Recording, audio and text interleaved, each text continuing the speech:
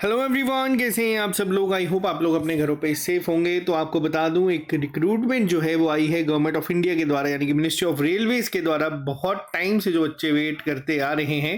तो ये जो पोस्ट है ये दो कैटेगरीज में डिवाइड है। एक आप लोगों की सब इंस्पेक्टर की है और एक है आप लोगों की कांस्टेबल की, जिसमें कि एज की अगर बात की जाए तो आमतौर पे इसकी एज 25 साल होती थी, लेकिन कोविड के दौरान रिक्रूटमेंट नहीं होने की वजह से, डिले होने की वजह से यहाँ पे वन टाइम एज रिलैक्सेशन जो है वो दी गई है। 28 साल तक के जो बच्चे हैं जर्नल कैंडिडेट्स वो यहाँ पे अप्लाई कर सकते हैं। आज हम यहाँ पे बात करेंगे पूरा डिटेल में। और जैसे कि आप लोग यहाँ पे देख पा रहे हैं कि कोर्स हम लोग यहाँ पे जो इसका लॉन्च करेंगे वो फ्री ऑफ कॉस्ट होगा, लेकिन वो दो चीज़ों पे डिपेंड करेगा। वो हम लोग वीडियो के स्टार्टिंग में और एंड में थोड़ा सा डिस्कस करेंगे। जो लोग इस चैनल पे नए हैं अभी चैनल को सब्सक्राइब कर लीजिए ताकि आप लोगों को हर एक अपडेट मिलता रहे। आज इस लेक्चर में हम लोग बात करेंगे कि क्या सिलेबस होने वाला है, किस तरीके से डिटेल स्ट्रेटेजी के साथ अगर हम इसको अप्रोच करेंगे तो सिलेक्शन हो सकती है, और क्लासेस हम लोग जो यहाँ पे लेके आएंगे उसका शेड्यूल क्या होगा। देखो यहाँ पे मैं आपको बता दूं, सेंटर लेवल एग्जाम्स में कंपटीशन नो डाउट ज्यादा होता है, लेकिन जो हम आमतौर पर अपने स्टेट लेवल एग्जाम्स को देते आ रहे हैं उसके कंपैरिजन में ये कहीं ना कहीं इजी होता है। और बहुत सारे बच्चे, अगर मैं खासतौर पर सिर्फ JNK की बात करूं जो हमारे साथ जुड़े हैं, वो आप लोग इसके लिए ऑलरेडी प्रिपेयर्ड हो, क्योंकि हम लोग पिछले 1-2 साल से इसी सिलेबस को करते आ रहे हैं। लेकिन यहाँ पे सिलेक्शन जो होती है वो कुछ फैक्टर्स पे डिपेंड करती है जो आपको कोई भी कोचिंग इंस्टीट्यूट नहीं सिखा सकता। वो क्या होता है, पहला आपकी विल पावर कितनी स्ट्रांग है, आप लोग कितने डेडिकेटेड है इस पोस्ट के लिए, आप लोग इस सिलेक्शन को कितना पाना चाहते हैं। तो आज हम लोग उसी सब चीजों पे बात करेंगे। वीडियो शुरू करने से पहले अब मैं आपको बता देता हूँ, कोर्स फीस जो आप यहाँ पे देख रहे हैं बिल्कुल फ्री ऑफ कॉस्ट हम लोग यहाँ पे टीम ने डिसाइड करा है कि इसको आप लोगों को क्लासेस देंगे। लेकिन रीजन ये रहता है कि देखो हमारी टीम ऑलरेडी इस समय स्टेट एग्जाम्स के बहुत सारे एग्जाम्स के साथ ओवरबर्डन है। हम लोग काफी एग्जाम्स की तैयारी करवा रहे हैं। फ्री क्लासेस सिर्फ एक ही कंडीशन में मिलेगी, अगर यहाँ पे हमारे साथ जो नेशनल लेवल स्टूडेंट्स हैं वो भी अगर यहाँ पे इंटरेस्ट शो करते हैं, और अगर इसी वीडियो पे हम लोगों को कमेंट सेक्शन में देखने को मिल जाता है कि कितना बच्चा इंटरेस्टेड है वाकई में इसकी क्लासेस लेने के लिए, तो आपको यहाँ पे जो सेक्शंस होंगी, मैथ रीजनिंग वो मैं खुद कवर करवा दूंगा। जनरल अवेयरनेस के लिए भी हमारी टीम जो आपको क्लासेस यहाँ पे दे देगी, और ये सारी की सारी क्लासेस आपकी यूट्यूब पे फ्री ऑफ कॉस्ट। एक स्पेसिफिक टाइम हम लोग डिसाइड कर लेंगे, दिन के 2 घंटे, तो ये क्लासेस आपको यहाँ पे मिल जाएगी। बट वो अब आपके इंटरेस्ट के ऊपर डिपेंड करता है। कमेंट बॉक्स में लिख के बता दीजिएगा कि आपको क्लासेस चाहिए या नहीं चाहिए।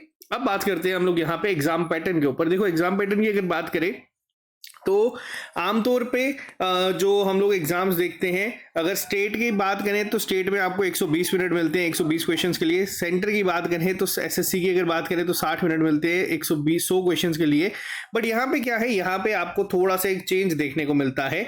यहाँ पे आपको 90 मिनट्स मिलेंगे जिसमें कि आपको 120 क्वेश्चंस को करना है। फर्दर इसकी बाइफर्केशन किस तरीके से, जनरल अवेयरनेस के आपको 50 क्वेश्चंस दिखेंगे, अरिथमेटिक के आपको 35 दिखेंगे। यहाँ पे जो अरिथमेटिक है इसमें आपका एडवांस मैथ नहीं आता है। इसमें अरिथमेटिक में आपको अप टू 10th लेवल तक का मैथ जो है वो करना होता है। मैं आपको अलग अलग सारे सेक्शंस बता दूंगा। उसके अलावा भी क्या एडिशनल आपको चीजें करनी है उस पर भी हम लोग इसी लेक्चर में बात करेंगे।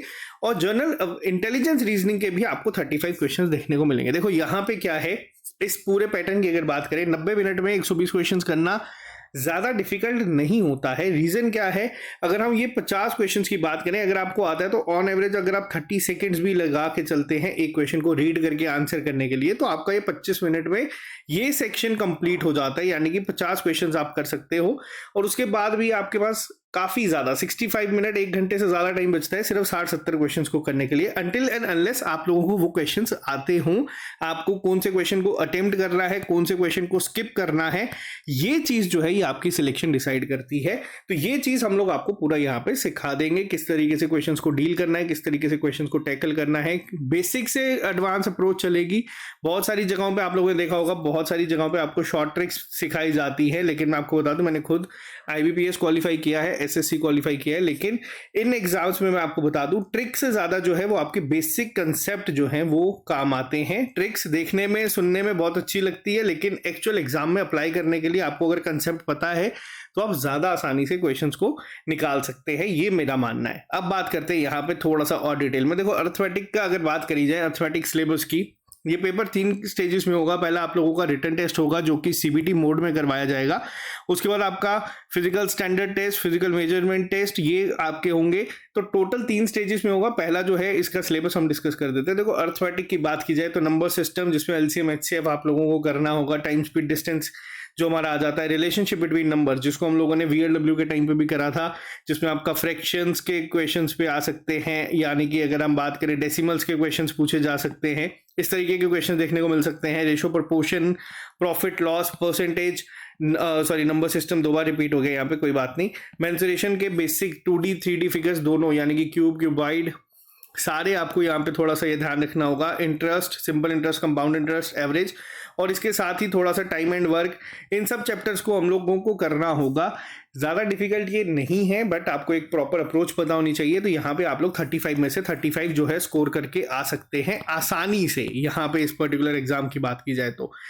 इसके बाद आती है जनरल इंटेलिजेंस एंड रीजनिंग। ये सेक्शंस वैसे भी बहुत इजी रहती हैं। अगर कोई बच्चा बिना पढ़े भी इस एग्जाम में बैठेगा तो मैं आपको बता दूं 35 में से 20 क्वेश्चन नंबर तो वो भी बच्चा यहाँ से ले ही आएगा, इस लेवल का ही रहता है। लेकिन अगर आप लोगों का टारगेट है कि बहुत ज़्यादा वैकेंसी, 4000 के करीब वैकेंसीज में आप अपने आप को देख रहे हो, तो आपको टारगेट यहाँ पे 30+ को करना ही होगा। यहाँ पे जो गलती का एरर है, मार्जिन ऑफ एरर है, वो बहुत कम हो जाता है। आप लोगों को यहाँ पे चीज़ों को बिल्कुल क्रिस्टल क्लियर होना चाहिए। और यहाँ पे ये जो सेक्शंस बनाई जाती है ना, जनरल इंटेलिजेंस, रीजनिंग, ये आपको ये नहीं चेक करती कि कितना इंटेलिजेंट आप हो, ये आपको यहाँ पे देखती है कि आप कितना टाइम यहाँ पे कितने क्वेश्चंस पे वेस्ट करते हो। बहुत सारे बच्चे सिलेक्शन से हाथ इसी वजह से धो बैठते हैं कि वो एक एक क्वेश्चन पे बैठ के 1.5 2 3 मिनट तक उसी पे काम करते रहते हैं। और वो चीज़ें जो हैं हमें सीखनी होगी यहाँ पे कि कोई भी क्वेश्चन को हमें अपनी ईगो पे नहीं लेना है। मान लीजिए अगर हम लोग यहाँ पे एनालॉजी का क्वेश्चन करेंगे, सिंबॉलिक ऑपरेशन का करेंगे, टेस्ट में, लेक्चर्स में आप लोग हर एक क्वेश्चन निकालते हो, पेपर में मान लो क्वेश्चन अगर आपको दिखता है और अगर आपसे वो नहीं हो पा रहा, तो वहां पे ईगो बीच में नहीं आनी चाहिए। वहां पे हम लोगों को क्या ध्यान रखना है,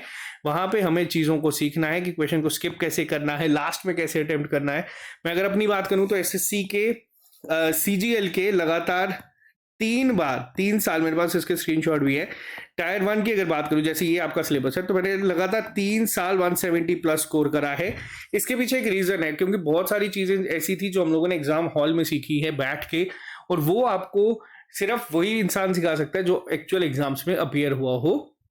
तो ये चीज़ें आपको मैं यहाँ पे सारी बता दूंगा, किस तरीके से हमें लास्ट मिनट पे भी क्वेश्चंस को अटेम्प्ट किस तरीके से करना है, अपनी नर्व्स के ऊपर कंट्रोल किस तरीके से होना है।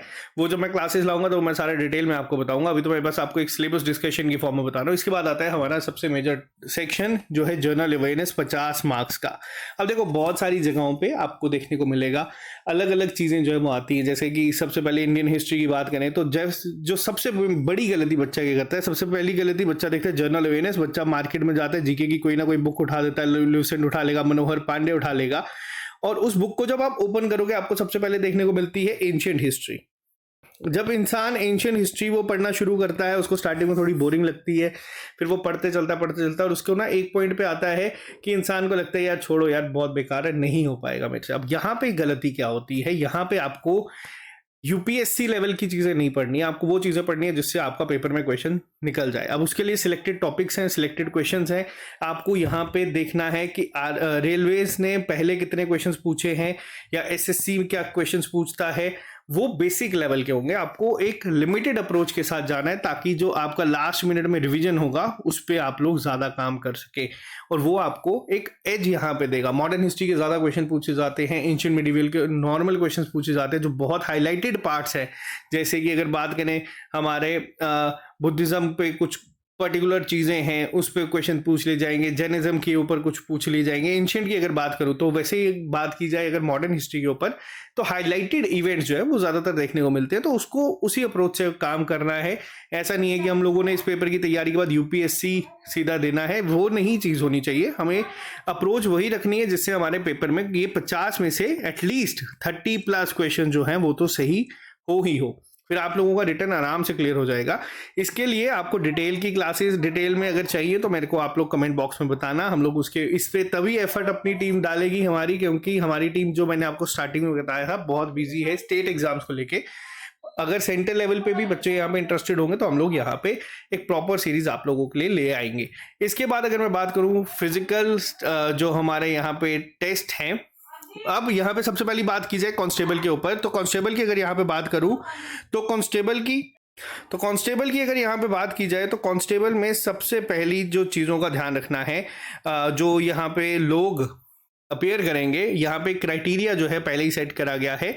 आपको जो है 1600 मीटर भागना है, वो भी सिर्फ 5 मिनट और 45 सेकेंड्स के बीच में। और वही फीमेल कैंडिडेट्स के लिए ये 800 मीटर है, बट आपको ये 3 मिनट 40 सेकेंड में पूरा करना है। लॉन्ग जंप होगा 14 फीट का मेल कैंडिडेट्स के लिए कांस्टेबल में, और 9 फीट का होगा फीमेल कैंडिडेट्स के लिए, और वहीं हाई जंप भी यहाँ पे रखा गया है। इसके अलावा जो फिजिकल मेजर स्टैंडर्ड्स हैं वो भी यहाँ पे आप लोगों के सामने हैं, आप लोग इसको देख सकते हैं। स्पेसिफिकली अगर बात की जाए गढ़वाल, गोरखा, मराठास, डोगरास, इन सब के लिए जो है थोड़ा सा यहाँ पे रिलैक्सेशन भी है।